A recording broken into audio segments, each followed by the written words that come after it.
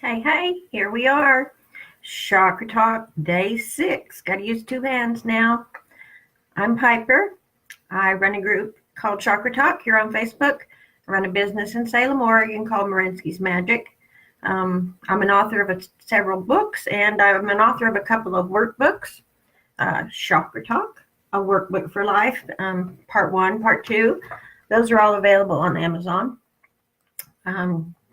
That any person looking at those workbooks and having questions anywhere in the world, that's the purpose of this show, so I can answer those questions. In the meantime, I haven't had any questions from anybody except local folks here in the house, so we're just talking about chakras. We're going to do this every day for 365 days, so we're 6 days in. Today specifically, we're going to have us a discussion about the third eye. At this point, I'm the only one here, so I'm kind of stalling, waiting to get going. Third eye is another way of saying imagination, but there's so much more to it than that. It's an incredibly important chakra if you want any understanding of the reality of your existence, and the facts of off-world data and data that's non-physical, and just all the physical is just such a tiny little part of what's here.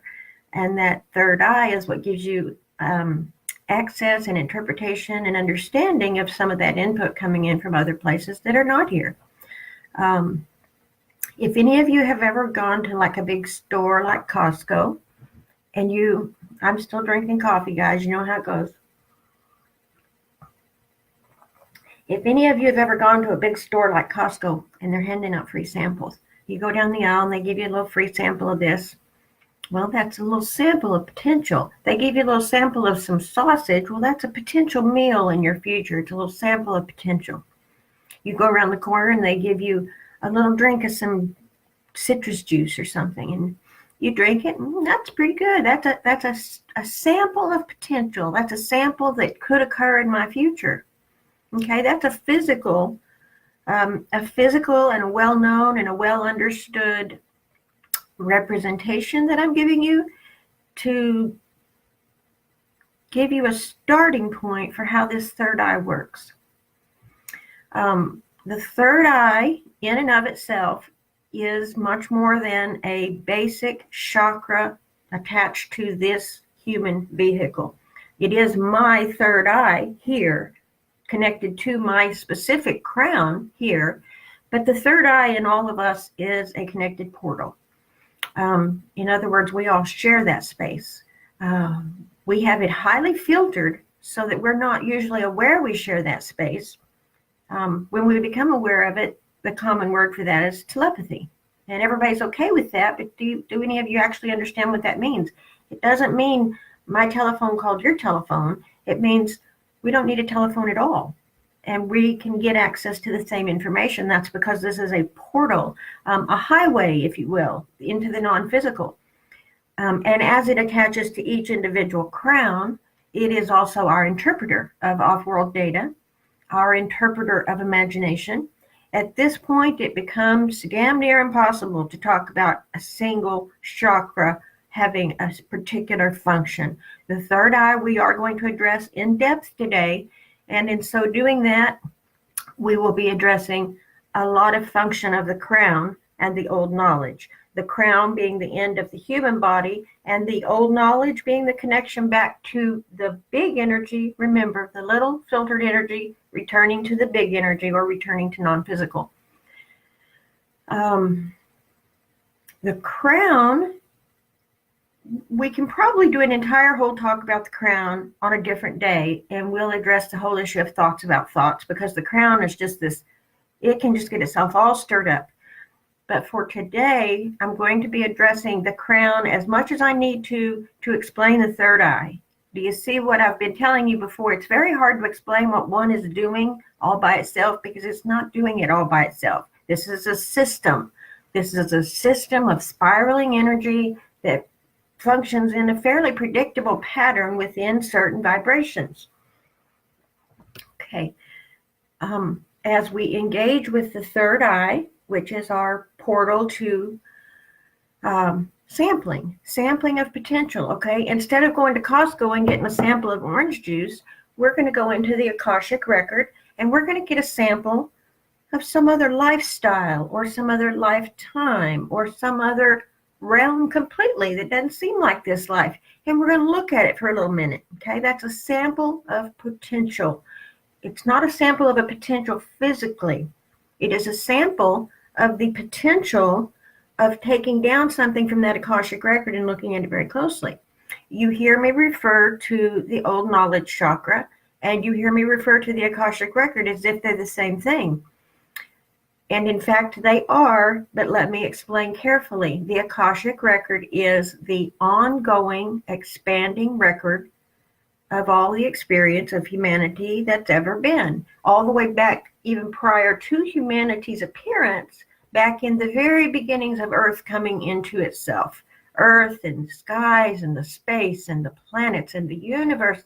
And finally, we got down here to where we can deal with some, these small life forms. And so then they started populating the planet too. But it's all chakras. It's all spontaneous coalescences within the big energy. Now you can imagine when I say it's all chakras and I say it's all within the big energy, well then that tells you that there's nothing outside the big energy. Okay, the universe constantly expanding as we know it, and physics knows this. The neuropsychic or the physicists that work with outer space, astrophysicists, they know this. It's just expanding. There's nothing to stop it. But in reality, what is expanding is our knowledge base. And our knowledge base is stored in this particular area of coalescence, the Akashic record. The Akashic record is what is constantly expanding. And if you think about this, people get real upset sometimes about the overpopulation of the earth or population explosions, and they want to hold people responsible. Why'd you have so many kids or this or that? Think about this. We are the information gatherers that feeds this place growing, evolving. We are the probes, if you will. We come down here, we spin into this little human thing, and we begin collecting data. Everything that you do all day long, every moment of your life and existence is data being fed back into the Akashic record, and it's being fed continually. It's not fed in once every 80 years when one of these bodies dies. It's fed in 30 to 100 times per second. 30 to 100 times you're connecting the little energy to the big energy, little energy to the big energy, back and forth.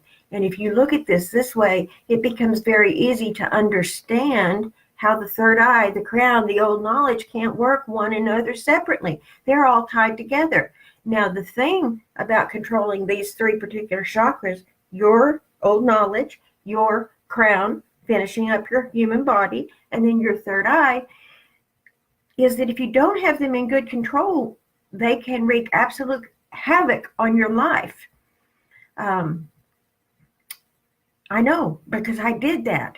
That's part of what occurred with all of this early on, with me thinking I was crazy, with me thinking I was, literally losing my mind, like I wasn't going to survive it. I was going to it was just going to break apart and I wasn't going to be there anymore.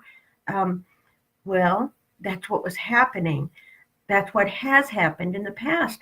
And I ended up writing several books about the fact that I'm not crazy, because I figured out what the problems were and I made repairs to them. And I want to share with you that it's possible you can use some of these methods to help yourself. I can't begin to tell you or advise you about anything, but I'm going to tell you everything I went through. And if you can use any piece of it, or if you have any question about it, or if you want to sit down with me and talk about the book page by page, anything at all that I can do to help with this, it's that important. These gates with poor control bring us to the world of, number one, anxiety, and number two, schizophrenia. And I had both. Still, if you ask anybody in the United States in the medical profession, they'd say, oh, she's batshit crazy. Well, I'm telling you, I'm not crazy. I have full control of this now. And I have a lot of what people would call, and what the verbiage we have for it in the medical community is hallucinations.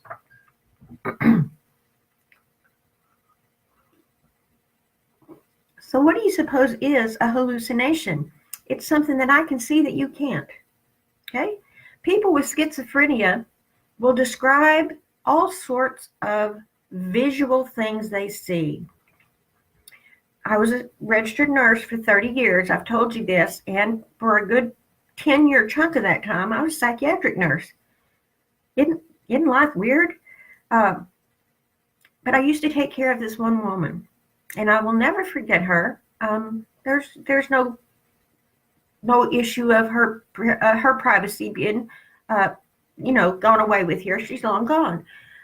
I used to be in a psychiatric step-down unit. She had come right out of the state hospital, diagnosis of schizophrenia. But she lived in the most joyful, colorful place you have ever heard described, and she shared that with me because I was her nurse. People, when you're the nurse or you're my nurse, people really lock into you. So there's a big attachment thing that goes with that in the medical field, especially when you're doing long-term care like I was. She was with me for months. And we talked every day that I was at work. But we would get ready to walk outside, and I'd hold the door for her, and she would take these weird, exaggerated, awkward steps to get out the door. And she did it over and over. And finally, one day I said, "Karen, what is in front of you in that door?" She said, "Well, I don't want to step on the pelicans." And my heart just kind of exploded for her. And I said, "Have I been stepping on the pelicans?" And she said, "Well, yeah." So after that, you should have seen me go out that door, because I couldn't see her pelicans, but it was important to her, and to her it was real, and to me at the time it was comical and funny and precious. So I would go to exaggerated lengths not to step on her pelicans. Okay, but I want you to understand, now I understand, they were as real to her as my 6,000-year-old grandma is to me. They are absolutely real in the Akashic record.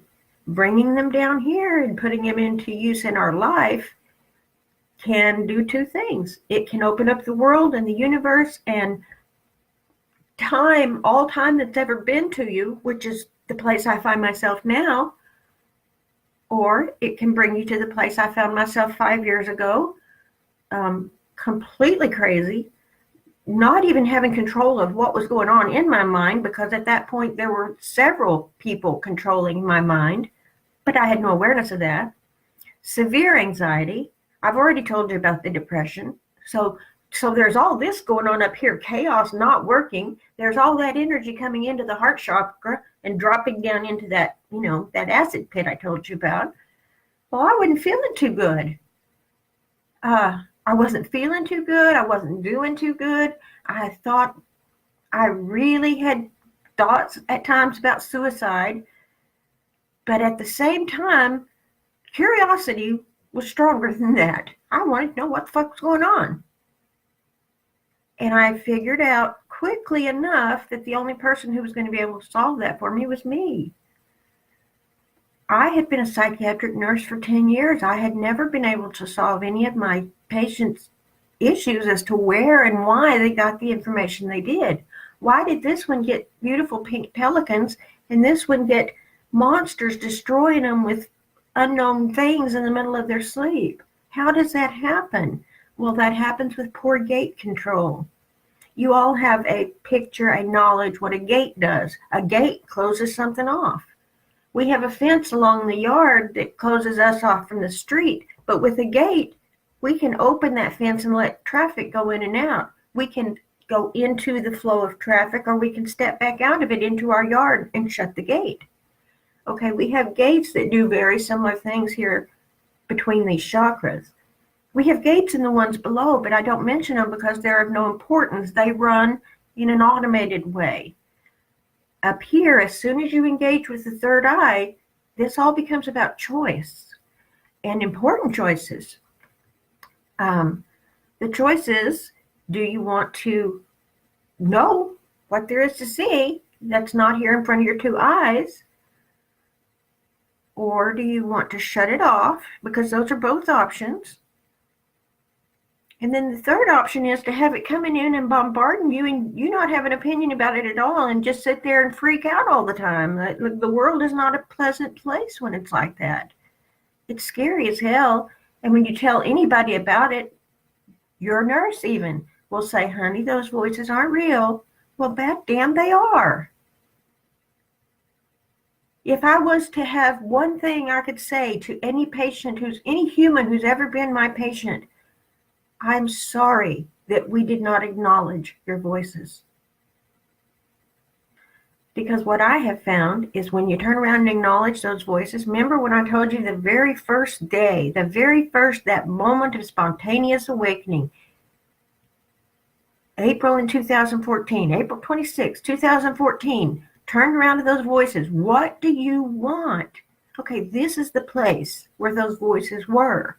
All this down here that was sick and dying was still sick and dying, but I had this up here making me crazy, and I could not deal with anything else. I was at the point where this gets dealt with or the whole thing's done. We're done. We're done here. I'm sick. I'm crazy. Thinking I'm crazy. If you think you're crazy, you're crazy.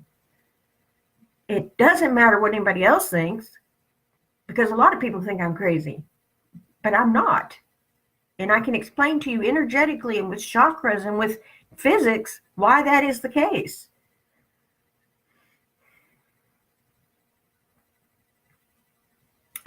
This is going to move us as far as speaking about the workbooks. What's going to happen here today in working with this 3, I call this the power 3. These 3 can open your world or they can wreck it for you. And it's the same 3 doing the same process, but we need to discuss how you decide what gets in and where it's getting in from.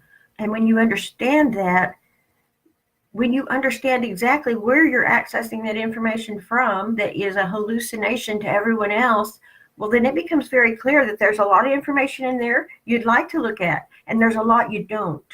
There's a lot of stuff in there just best left alone. There's reasons why the past is the past. We're done with it.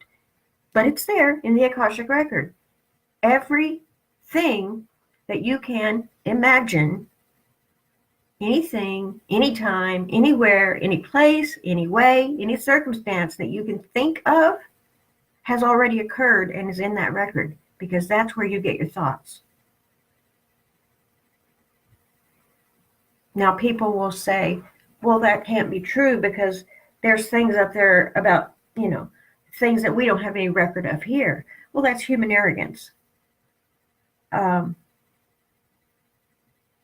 Because of the way I travel and because of the non-locality that I have learned to use this portal so extremely precisely, I have gone all the way back, as far as you can go back, close to the Big Bang, or the physics, the Big Bang. I'm told in other times and by the Arcturians that it was nuclear fission that caused the split. But that's way above my pay grade, and I don't care to go investigate it. I trust the source. Okay, but maybe it means something to you, so I'll say it. Nuclear fission, not fusion, fission, that split all the information of the giant universe that there was, God the All-Knowing, became the one to watch, that first blink time, and the expansion, which is all of us, the one to be. Well, I've told you already that at the beginning, we weren't part of the picture. The earth was trying to produce itself, to stabilize itself. And in traveling with this third eye wide open and precise control, I've gone back and looked at a lot of that stuff. We're actually on the 4th version of Earth here. The 3rd version had human beings on it. The 1st and 2nd did not. The first one didn't have any visible life on it that I observed, and I was not allowed to be on the planet because it wasn't very stable, but I was allowed to observe it as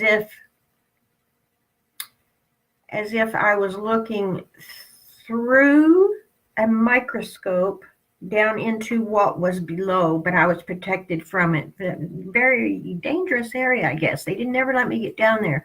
But I'll tell you what I saw. The earth couldn't even hold itself together. It was just It was energy, and it was trying to shape, and it was trying to get the spiral going, and it couldn't. And it was just, I mean, it was just in this wobble. The land was shifting. There was just, it just wasn't ready. It just didn't work. So they did away with it. Earth 2 came along. Earth 2 is where you're going to look back and say, well, 10 billion years ago, we had all these dinosaurs and this and that and whatever. Okay, the old stuff. That tells you that the planet survived.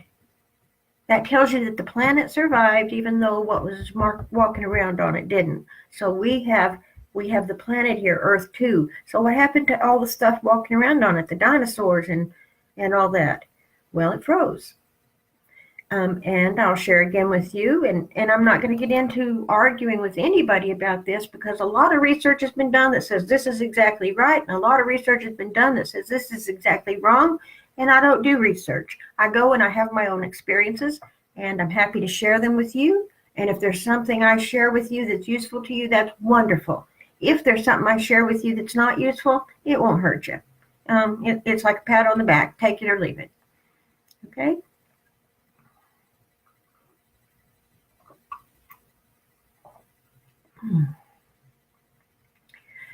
So we're talking about the third eye is actually a big wide open portal that connects us all, and it connects specifically to you for your own personal use. Personal here, the one with this crown chakra.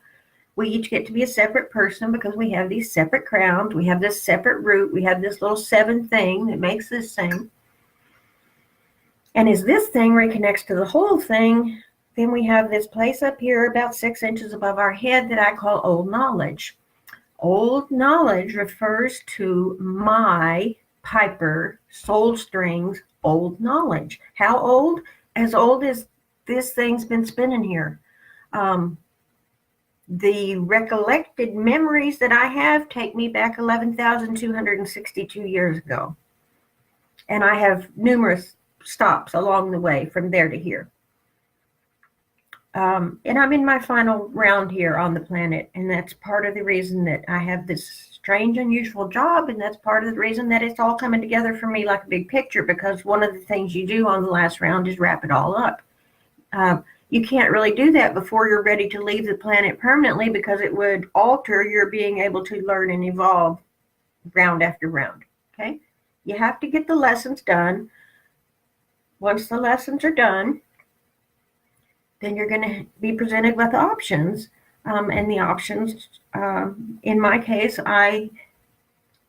it feels like an option, but I know it's really not. In my case, I have taken on the essence of bodhicitta. I'm here to help any sentient being on the planet. As long as I'm alive here, that's what I will devote my time to, is helping others evolve, learn, grow, stabilize, whatever it is you need to do.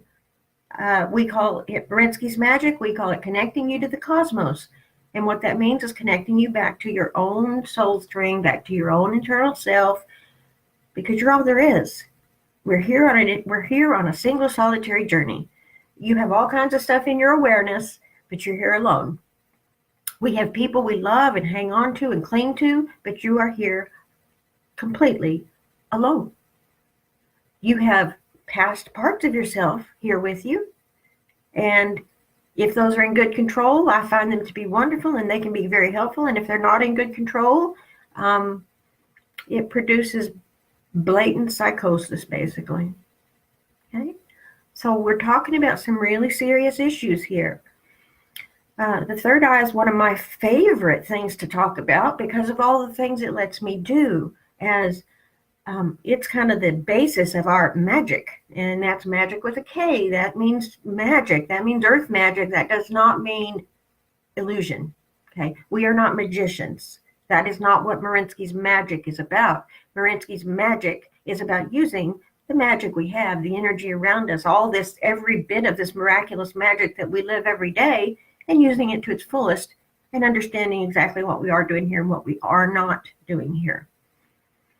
One of my very favorite guides, and I have access to him because of my third eye and the old knowledge and everything like that, is Sri Nisargadatta, whom I just call Dada.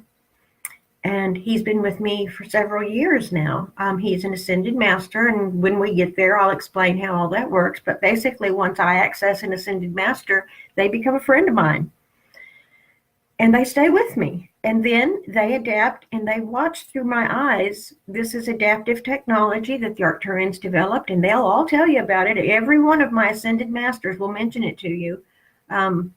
But you're going to have to go with me as we get there. I didn't get there in a day. I downloaded everything in a day, and it took me all this time to sort it out. So 4 years later, I'm finally able to talk about this to you in some sort of a concise fashion. You can't imagine what it was like to wake up one morning and go, huh, wow. I had literally a universe of information placed into my head and a key to it, and said, go look around. Well, at the time, I wasn't stable enough for that to be a comfortable thing to do. I've mentioned to you, and I'm not going to get into any details about that, but about four and a half years ago when this all started, well, just 6 months into that, a 35-year marriage came to an end. The vibrational incompatibility was literally killing me. And I was only at the very beginning of grasping what was going on. I just knew I had to get out of there, or I had to hand in my ticket and be done. And then I'd had to come back here, and I was like, no way. We'll do whatever we got to do, but we're going to get through this. And so I left, and I started this process of healing this body. And my body was so physically sick that to think about having any kind of powers or knowledge or any of this thing would have just been ridiculous. Except I didn't get a choice about it. I moved into a hotel by myself on the 3rd floor. I was still working night shift. I was sick as could be, literally just dying on the vine. I was in a state of shock that I had actually ended this 35-year marriage that I had seemingly been cemented in, and was out looking for something else for myself. I took a leave of absence from work, actually, and I was gone, I think, there for 2 or 3 weeks. And it was just like in this intense thing where I just became this different person. And all of a sudden I had all this stuff, and all of a sudden I had guides, and all of a sudden I had all these helpful voices. But at the same time, I still had these screamers, and I still had these monsters. And it was just like, come on, guys, I can't do it this way. And as I began working with the helper side of things, the stronger the helpers could get, the less the others were bothering. And the more I could kind of stay on that helper side. Well, as my physical body began to get well, I really worked extremely hard for about 3 or 4 months there. Living in that 3rd floor hotel. I climbed the stairs every day. I wouldn't take the elevator. I mean, and sometimes it'd take me 30 minutes to walk from the bottom to the top when I first started. When I left there, it didn't. I'd come home after a 12-hour night at work and literally walk up 3 or 4 steps and sit down, and walk up 3 or 4 more and sit down. But I kept going, and I kept going, and I kept going. And finally, things began to turn around. I began to see some spark of life, some little bit of energy coming back into the body. It began to stabilize at that time. I was starting to get my appetite back. Over the year prior to that, I'd lost like over 100 pounds that I just couldn't do anything about. It just went away with me trying to eat and couldn't eat, and trying to rest and couldn't rest, and just really, really sick. So anyway, once I get the bottom stuff straightened out, well, we get up here, and then I'm in for a whole new world. Because once I got up here where I could actually focus on what is this going on, what is my connection to the other side, all of that,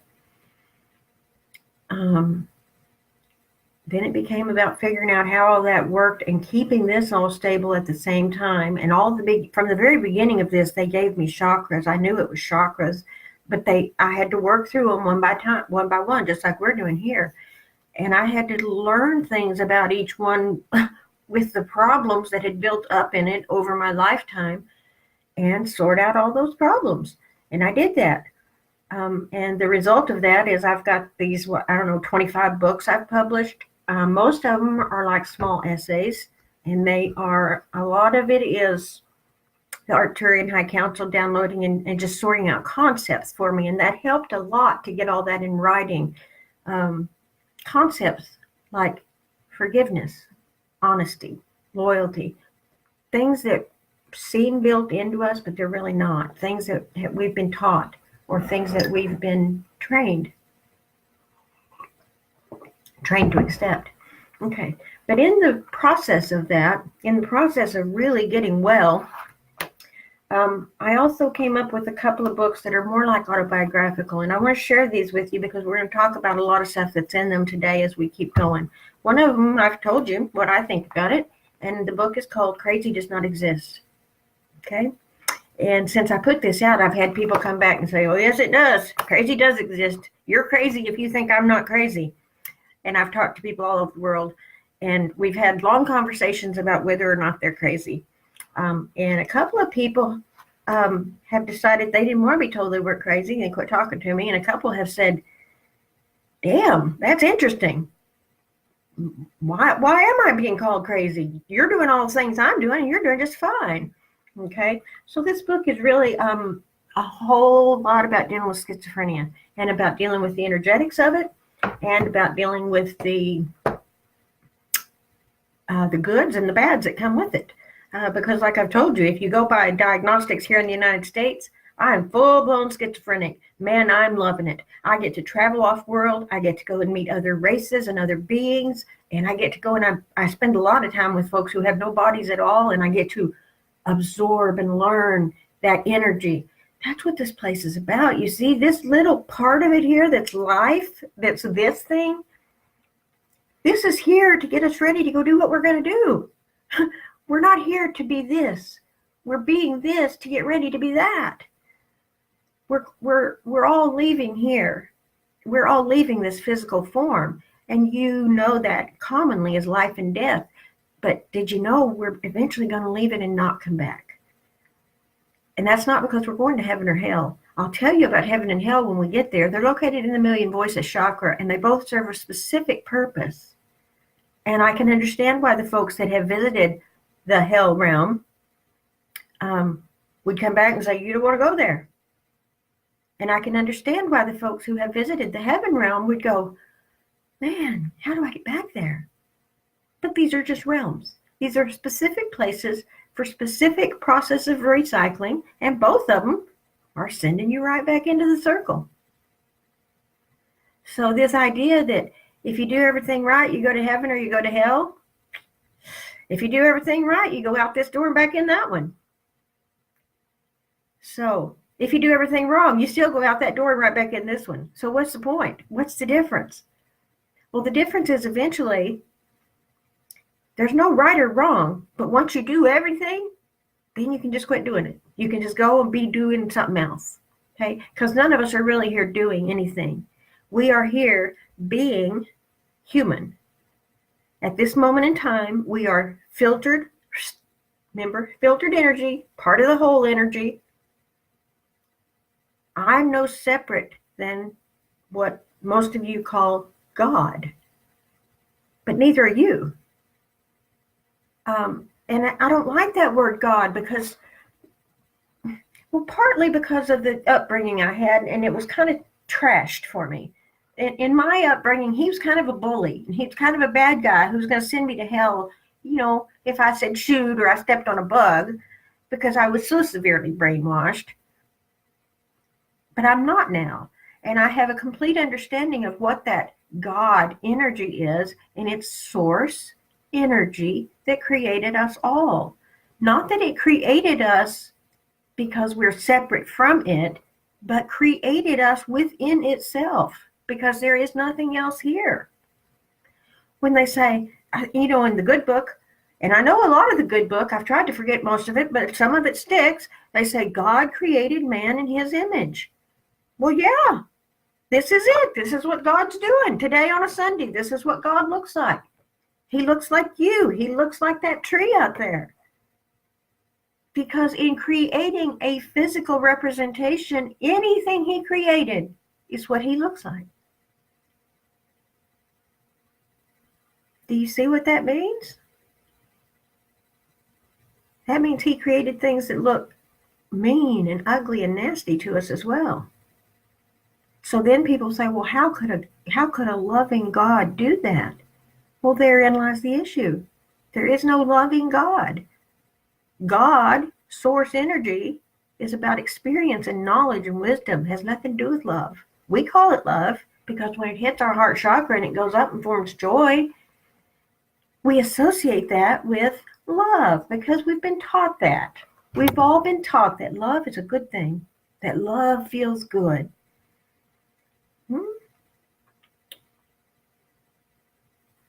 Sometime when you're 11 years old and someone's telling you how much they love you while you're being sexually abused, you get a different opinion of it.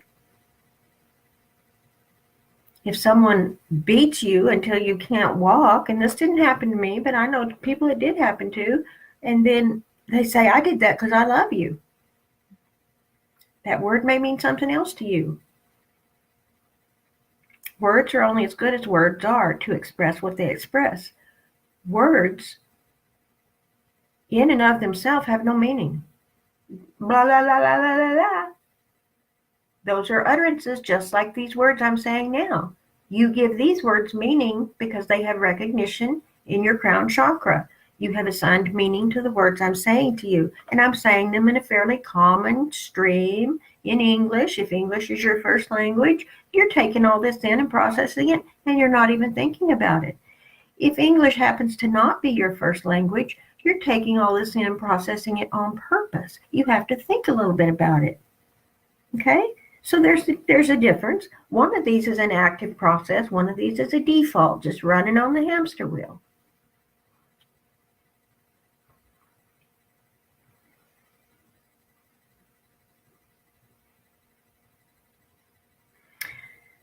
The other book that came from this, once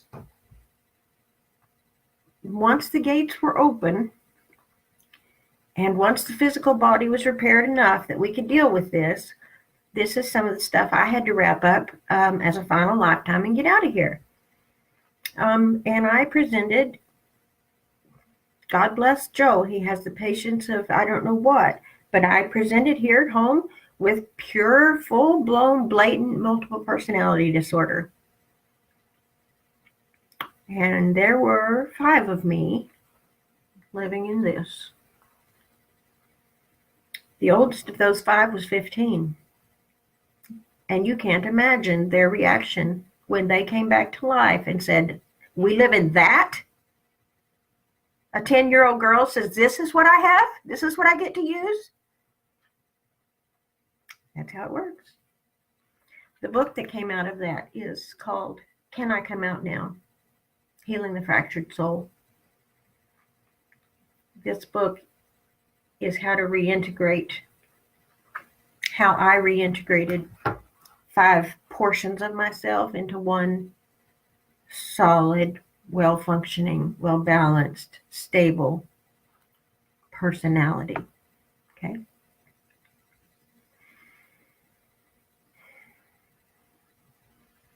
I've all told you I've been a nurse for 30 years. I had a very successful career. I've been told that all my life. Used to make a lot of money.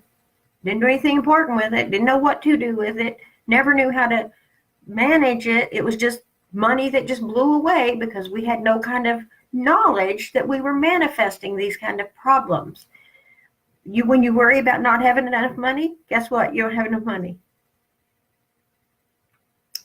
The universe is very good at rolling out whatever you think they will roll out. They are quite happy for you to experience anything you choose. You see people who get in these repetitive patterns. One of the worst is women who get with abusive men. And they do it over and over and over. And I'm talking physically abusive men. These women that are getting beaten. And they get out of relationship with their life. And they go do it again. And they go do it again. Why is that? What on this planet could possibly perpetuate that cycle? Well, there's a lesson that is not being learned. The lessons will be learned. You can learn them now. You can learn them later. You can learn them in one try. You can learn them in 50 lifetimes, but you'll get them. So part of what helps me a lot in this world, we're eventually going to get up here. See, I told you, this gets real complicated in talking about it. Third eye, it's your imagination. Everybody says, ooh, it's your imagination. Man, it's so much more. From here up, this is about real life. From here down, it's about adjusting a few molecules and getting this body to cooperate the way you want it to, so that you can basically ignore it and get to this. Okay, well, we've got to this. We're to the third eye. We're at the crown. We're up to where these disorders occur. Forget all the great and wonderful magic that occurs now for me. I don't care if we talk about this for a day or 10 days. This is something that just really must be addressed if there's ever to be any kind of peace in this world. The only person that can work this out for you is you. Completely only you. Because you have this connection here between your crown chakra, your old knowledge, which is your coalescence within the Akashic record of your own personal records. And then, that close, and there's the Akashic record of everything that's ever been. So, people want to know about their past lives. That's one of the biggest things people are interested in, and it's fascinating to them. And one of the gifts I've been given is that quite often I can track down that information for someone, often even with names. And then the universe goes about validating it for them after I've done the initial work. With myself and Joe, we have that as well. That's the placement in Africa. 11,262 years ago, we were both placed there as children, Jeffrey and Isabel, from Arcturus. And that's where we're going home to. And during that 11,000 year journey, many of those past lives have become very, very clear to me. And I ended up with this book called White Bird Sings. This book is traveling through 11,000 years of time. 11,000 years ago, they weren't writing stuff down. This is information people do not have that I was given by visiting the Akashic record. This is information that each and every one of you have access to about 6 inches above your head.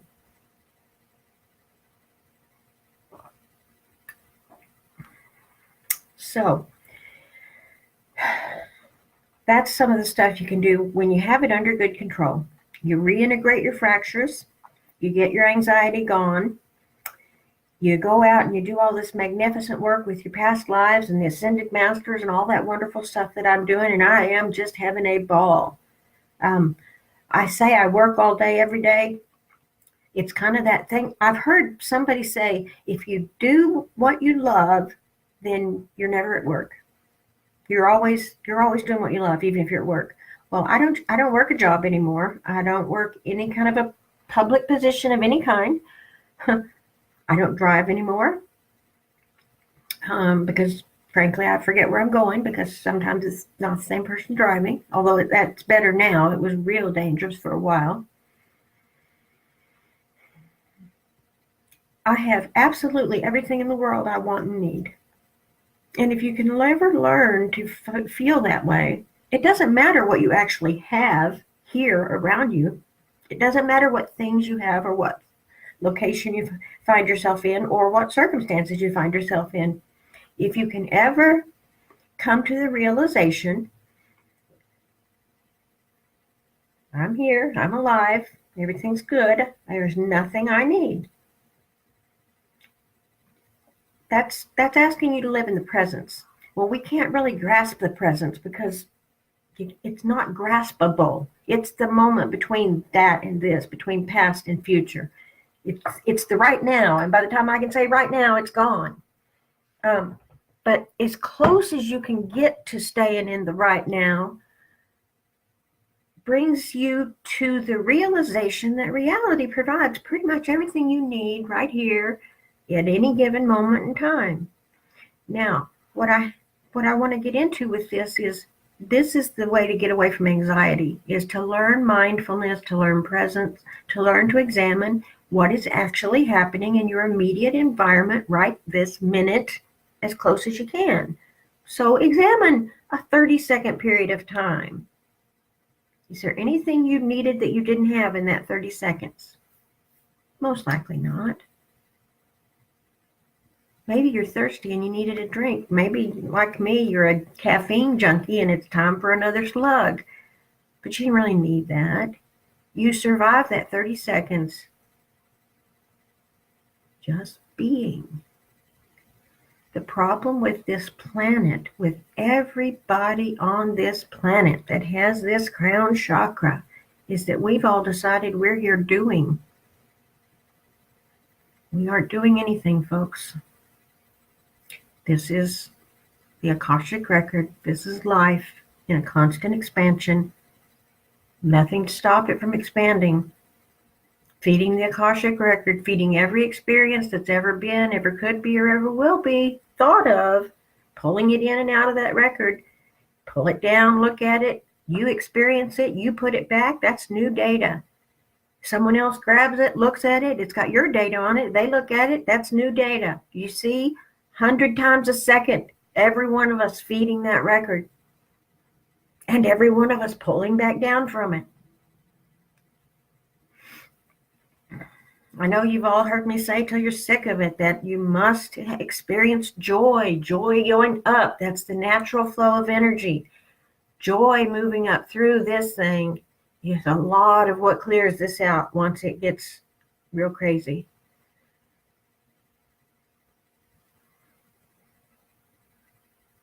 One of the most devastating things I saw as a nurse, that I see in people coming to me for spiritual counseling, that I see in people asking for psychic readings, that I see on people talking about Facebook, is anxiety.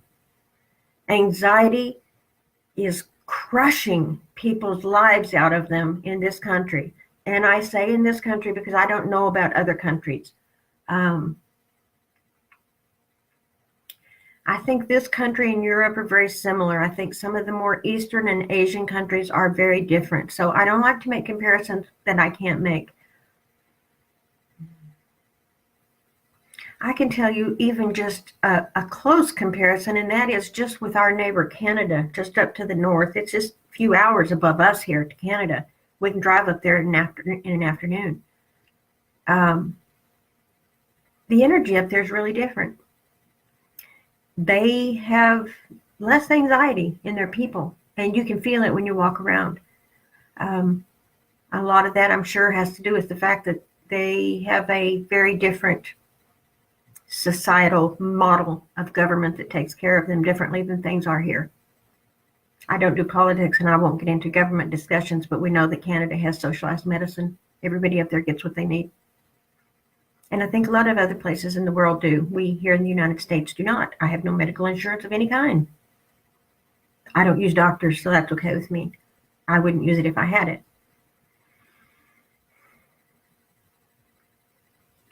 Okay. Anxiety. It is a crusher. There is one other book, and I don't have a copy here at home, and it's called Facing Anxiety, and it's real specific details as to how that can be dealt with on an energetic level and in almost a case-by-case situation. If it feels like this, do this. If it feels like this, do this. But the bottom line of all that is, I'm going to explain to you what anxiety is now from an energetic standpoint. Your crown chakra is thinking. Okay, thinking is fine. Thinking is what it does. If you give it things to think about, like learning, reading, studying, categorizing, it'll do that for you. If you don't give it specifics to think about and keep it busy, it's still going to be thinking about something. If you aren't aware of what's dripping down, okay, and I'm going to use the word dripping because it kind of leaks in with you not being aware if those gates are open. Yeah, I think that's the best term, a leak. A leak down from old knowledge, okay? And in my case of old knowledge coming down, these were my actual personal selves that had fractured off and been put away. So I really didn't know what they were, because they didn't seem like me, and they didn't seem like somebody else, and they didn't seem like past lives, and they just were this horrible, violent energy sometimes, and sometimes so pissed off energy about being abused as a youngster and all these different things. And man, when they came in, I was just like, I'm going to lose it. But I didn't lose it. And it took a long time. I mean, I worked at this a couple of years. I only recently, like within this past few months, have considered that it's finished, that the reintegration is complete. In speaking of that, I'm going to give you a couple of terms, because schizophrenia is not typically what that's called. If you have what's presenting, like I'm telling you, a fractured soul, multiple personality disorder, the words they'll use for that is dissociative identity disorder.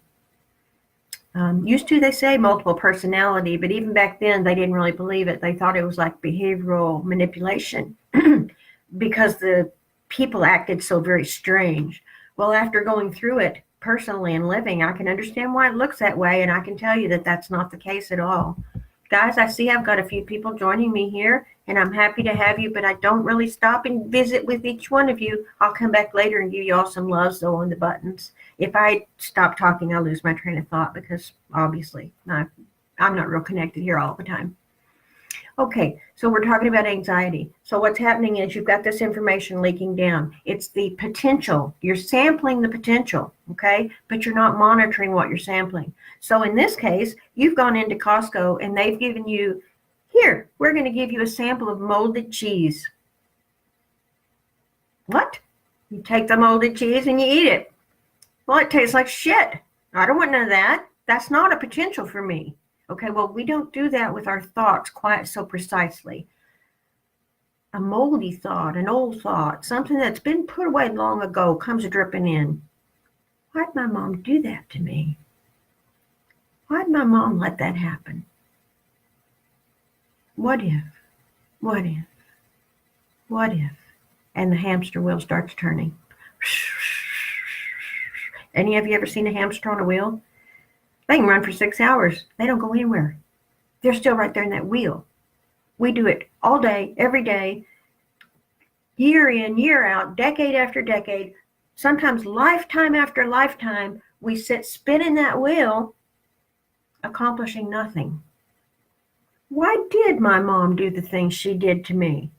Because she came here with that job. I'm here to do a job. She came here. She had a job. She did it. She died when she was 44 years old. She had a quick job to do. And I'm going to tell you, she didn't have a happy life. She died completely addicted to drugs. She died alone. She died miserable. She did that for me.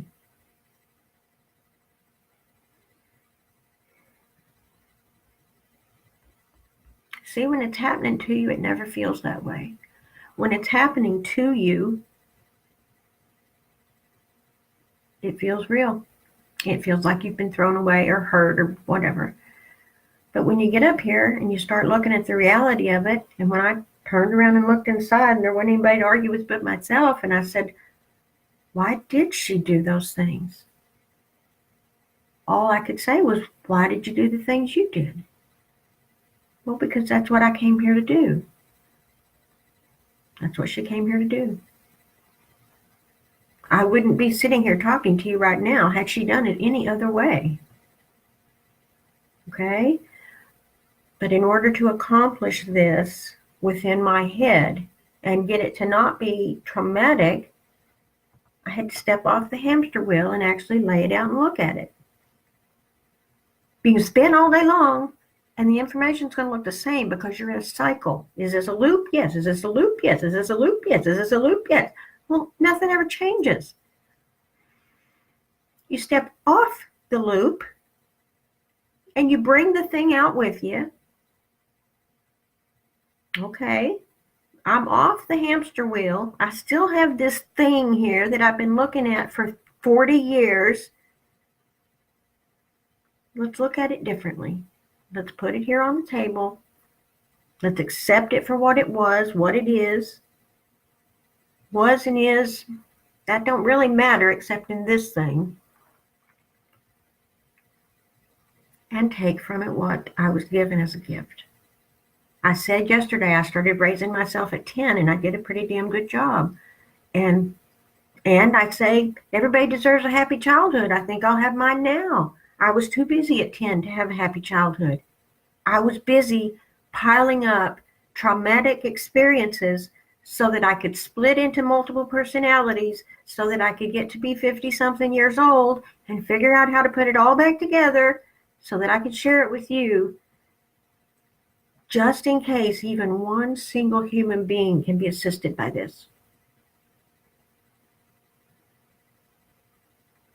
My purpose in doing this show is to answer questions from the workbooks. If you look at the workbooks, you will see that they have page after page after page in them about anxiety, about multiple personalities, about schizophrenia. The reason they have all that in them is because being enlightened is not getting a rainbow-colored unicorn. Being enlightened is seeing reality for what it is. My dear friend Prince Gautama, when asked, well, what is it? What is it that you have? What is it that you do? What is it that makes you anything?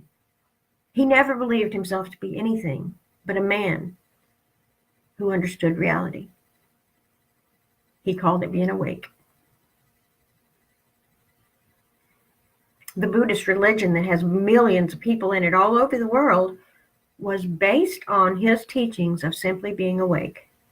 And like humans do with all things that humans do, it gets wrapped up in stuff and it becomes processes and it becomes rituals and it becomes history and then it becomes tradition and then it becomes loyalty. And none of that is what Prince Gautama had in mind. He wanted people to look at their life, see it for what it was, and see if it's working. And if it's not working, then discard that and do something else. And he was willing to share. And at the same time he's willing to share, he's saying right along, don't take my word for it, because my word is my word. This is what worked for me. If this works for you, oh man, I'm so pleased. And if this works for you and you need my assistance, I will be right here.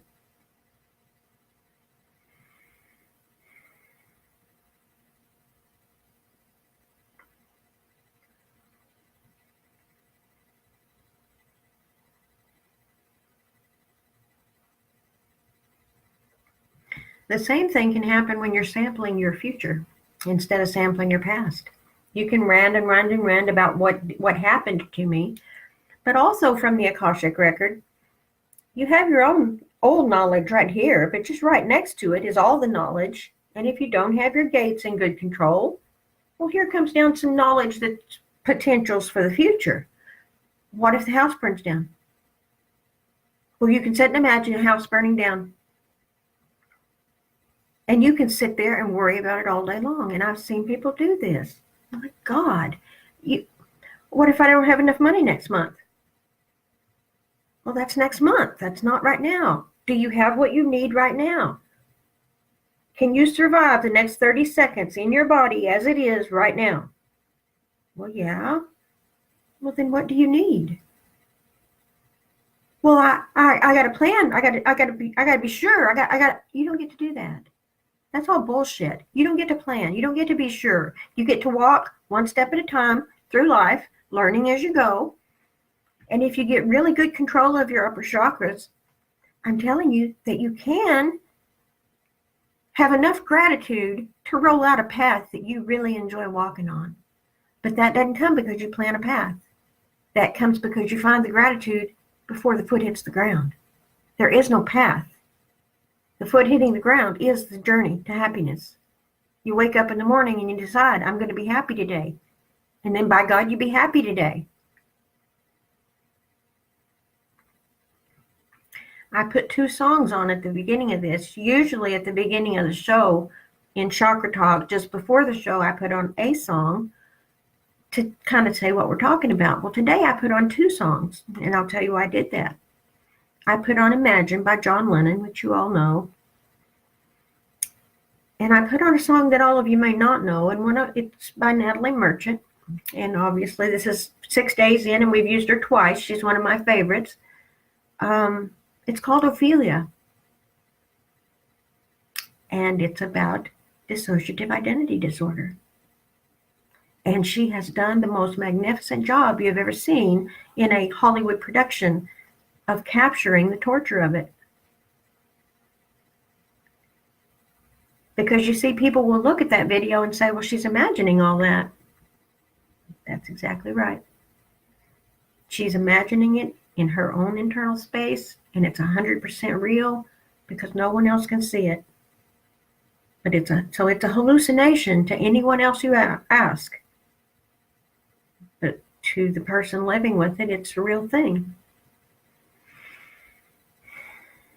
When my little 10-year-old came back online, it was really interesting.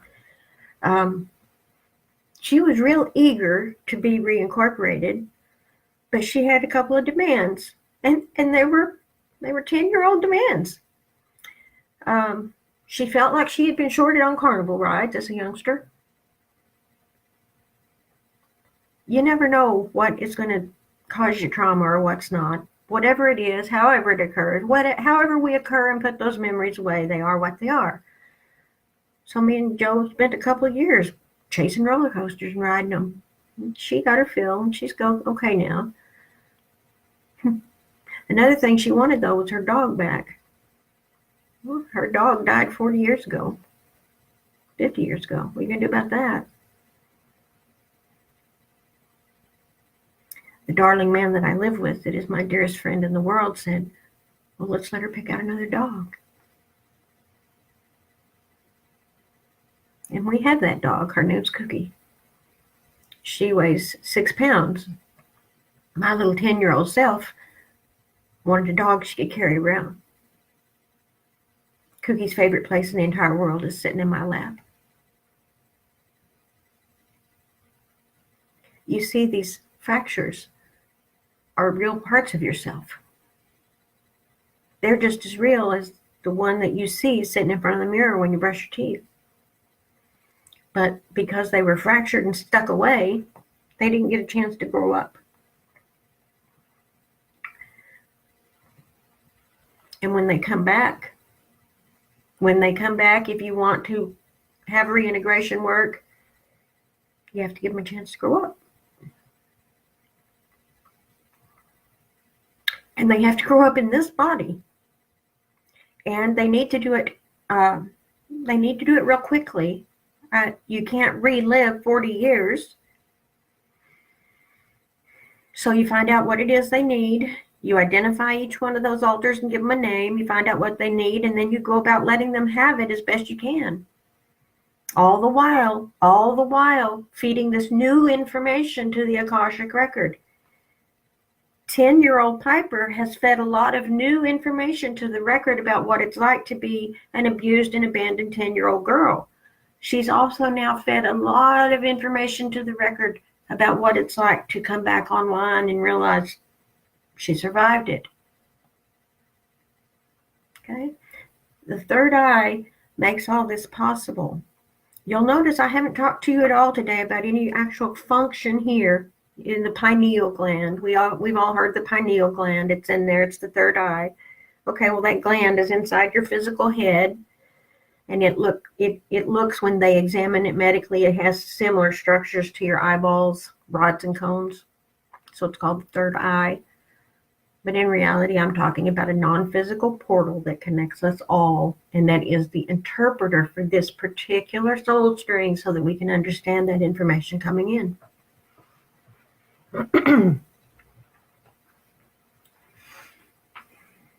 So I don't talk about the third eye doing anything because it doesn't do. It allows, and it interprets, and it explains, and it makes you have the ability to tolerate unusual data. Okay? So with all that, there's 2 or 3 books written that you can take and dig into, and I'll be right here to answer any question anybody has about any of these malfunctions, okay, of the gate control between the 3, dissociative identity disorder, multiple personality disorder, bipolar disorder, mood disorder. Any of those four, you may not be in your skin by yourself. And it's completely possible to find out the rest of you that's in there, because it's still you. You just stuck it away somewhere. You broke it off and stuck it away so it could survive trauma, and someone else took over. And that someone else then goes on with the body and grows and becomes that person. And this can happen multiple times. In my case, it happened very young, as a very young child. So some of those were hard to track down. They were pre-verbal. But my little 10-year-old self came online, and she's quite the mama energy. And she went and dug them up, and she dealt with them, and she got it dealt with. We have one we call the scribbler. We don't even know how old she is, pre-verbal. But she gave her crayons, and the scribbler was writing because she was mad at mama for getting whipped. And those things healed. And now I'm a complete and total whole person.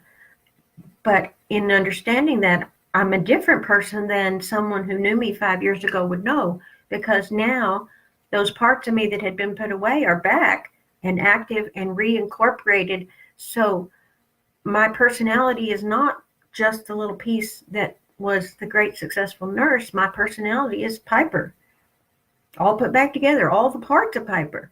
And it's a wonderful thing. I can't even begin to tell you what joy it is when you know you've got them, they've survived, and you've let them recover. I've helped other folks do this. I'm in the process now of helping other folks do this in just this way, simply by sharing with them what I did when they get to a point that looks similar. And it's working. It's helping people. There's not a pill that's going to fix this. No matter how great your psychiatrist is, he can't put your fractured soul back together with a pill. There's no super glue made that reconnects a soul. It takes energy. It takes energy and work. Okay, so we're getting into a lot of time here today. We're over an hour, and I'm still going. I want to talk to you a little bit about some of the great and wonderful things that this thing can do, this three combination can do. We've talked a little bit already about the past life stuff. I have recovered so many past lives, and all of those past lives have, it's not just that you have a memory, it's not like a memory of a photograph. It's like a memory of the life, and you get the information back. So it's like I have all this grand information now that I've been tracking for 11,000 years through numerous lifetimes on this planet and a lot of off-world life. I have spent a lot of time not on this planet, doing the work that I had to do whatever I'm doing to get here right now. You always must remember, wherever you are right now is exactly where you have to be, and everything that's built up to that point right then brought you there exactly as it had to. There's no other way it could be. You can't change the past ever. You cannot change the future, but you can certainly nudge it, okay? Because there is no future. It's all happening right now. And if what you want to happen right now is focused on and dwelt upon and lived in, which in my case is a state of constant joy, I just thrive in it. Sometimes I'm so blissful, I'm like giddy. I just be walking around just grinning and smiling and laughing. And here in the house, it's okay. Joe's used to it. Our friends who come around are all used to it. They're like, oh, they share that energy.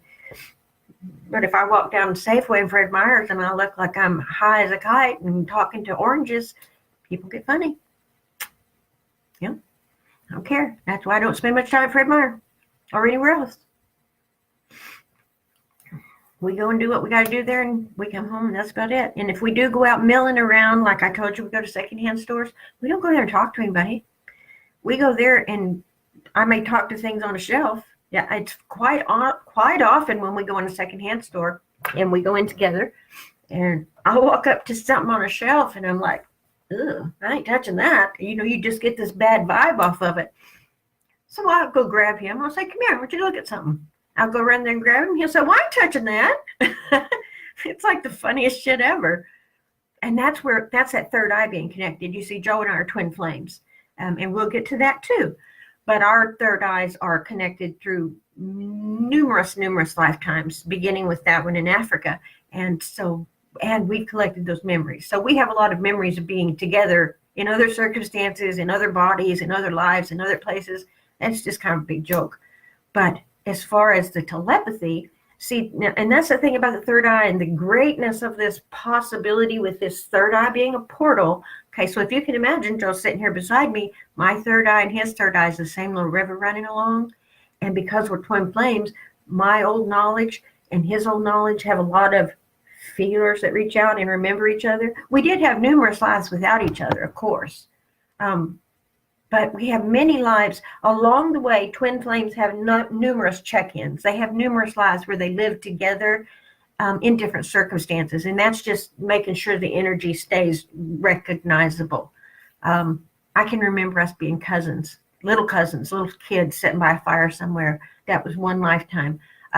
We have a lifetime off-world that's actually really interesting because at the time we were a man and a woman. I was this king and he was my bride, but this bride had a little sister, and we remember them specifically. And there was a lot of magic, black magic going on at that place. This was not on this planet. This is off-world. But that little sister, she's here now, living with us, not living with us, but here in town. We know who it is. We recognize it, and we've all recovered the memories. So the little sister comes over and says, "What was the deal? I remember looking up on this big table and I could just barely see over the top." And I was like, "Well, yeah, these were giant people. They were 8-9 feet tall. They were huge, make Norse gods look like, but that's the place it was." Well, the most fascinating thing in the world is to recover these memories with other people who were there. It is amazing. And we can sit and talk about things we did off-world together. Fascinating. That's all because of the third eye being open and well-controlled.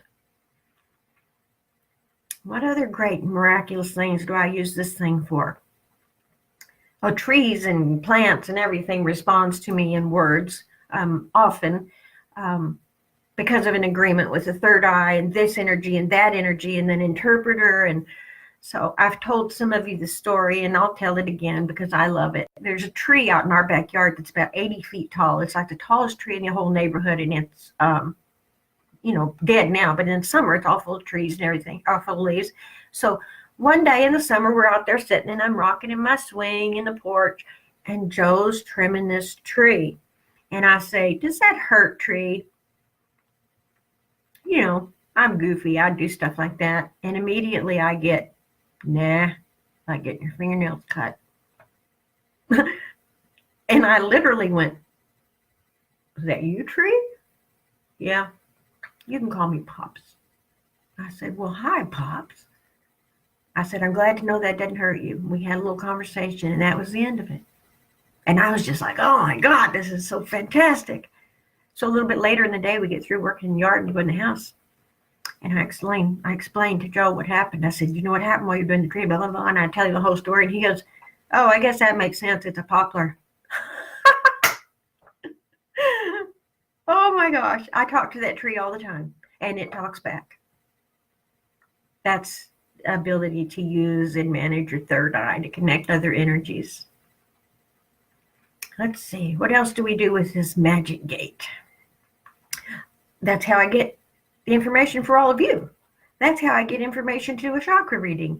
I open up my third eye and it wiggles around and finds your third eye. My people talk to your people, A lot of this stuff that you talk about sounds ridiculous and silly because we've been so taught that it's make-believe, and then it's, if you can't taste it, touch it, smell it, see it, or hear it, it ain't real. I'm here to tell you it's more real than the stuff you have sensory experiences of. My coffee was hot. Now it's cold. So it's a sensory. The sensories change. Coffee's changed.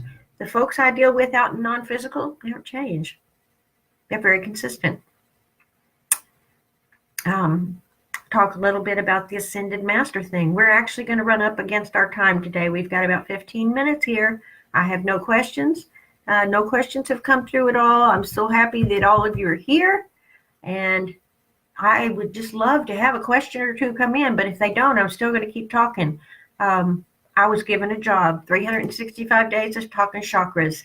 We're 6 days in. We got a long ways to go. Okay. So I lost the train of thought. Train left without me. Anyway. So we're talking about third eye. We've got telepathy. We've got this great imagination. I'll tell you another secret, but I'm not going to go into it because the energetics to explain it is long. Your third eye is intimately involved in learning. Completely. How do you learn? How do you learn something you haven't ever done before? Well, you imagine something about it. Little kids look at books and they imagine they can read them. And then one day they can. I look at trips in Canada and imagine record-setting heat temperatures. And then one day they show up.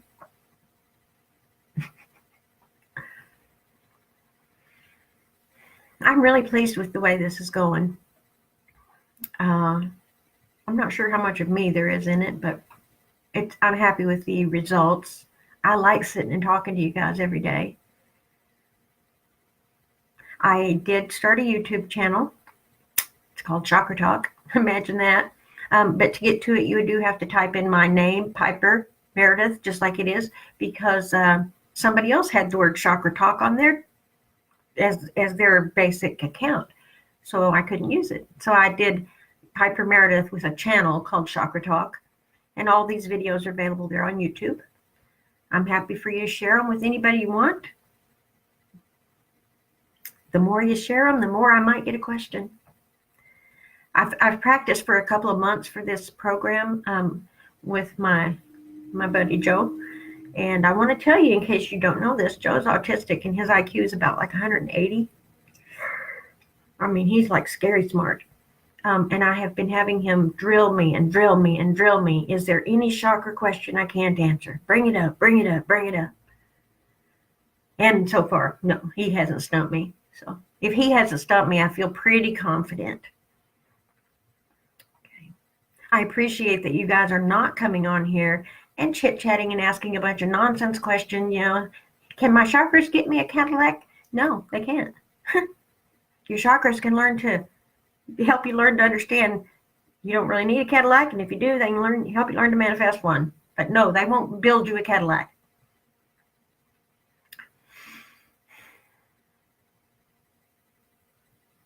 Some of the other things that I do because of this, the chakra readings I already mentioned, I read tarot. I have had some success, actually quite a bit of success with working with spiritualists, which would be channeling a message from your deceased relatives back to you when there's a particular one. There are people you cannot reach. They've already gone in, been recycled, and you do not reach them.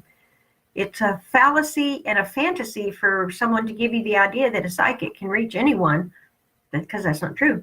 Because sometimes an energy that is gone in for recycling and is back on the planet is not reachable. And but you will get the information that they are not available. That's what you're told, not available. Okay, I'm going to try to wrap it up. 1 hour and 20 minutes is enough. If you have any questions, please come back and talk to me. If you have any comments, I welcome those too. If I've screwed something up, I would beg you to come and point it out to me and let me fix that.